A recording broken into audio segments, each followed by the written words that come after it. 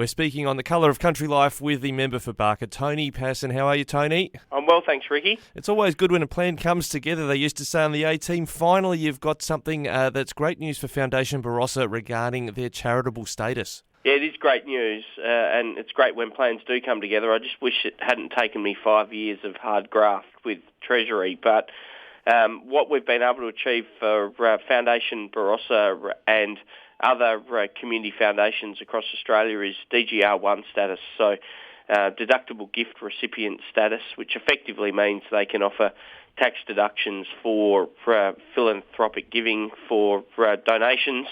They were blocked out of that system, which meant that the ability to raise funds locally and distribute them locally was significantly impacted.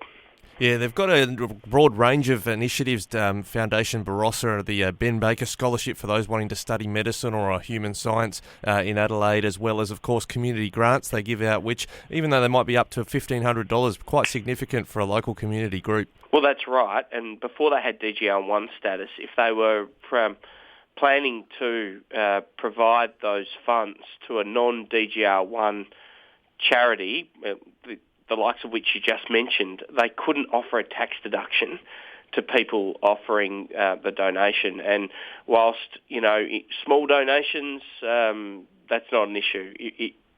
Any serious level of corporate donations as part of a, social giving program is going to need that tax deductibility status because it's just the way it seems to operate. And the Foundation Barossa was locked out of that opportunity, which meant businesses operating in the Barossa wanting to make a philanthropic contribution would have to effectively provide that donation to a city-based charity who would then spend it in the city, which is exactly what Foundation Barossa is trying to avoid. Foundation Barossa is established so locals can contribute locally and they can be assured that giving will be distributed locally to people in need. Now, DGR1 status means that not only will more of that happen now, but also less of it will leave the district.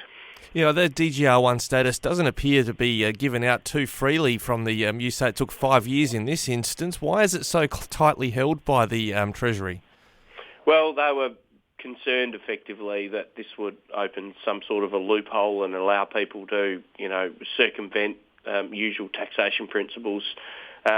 Much of that 5 years was me convincing Treasury that, in fact, community foundations are incredibly worthwhile organisations. There are 38 of them currently in Australia. It wasn't as if we were going to open the floodgates. And to be honest, Ricky, given your background, you know this as well as I do.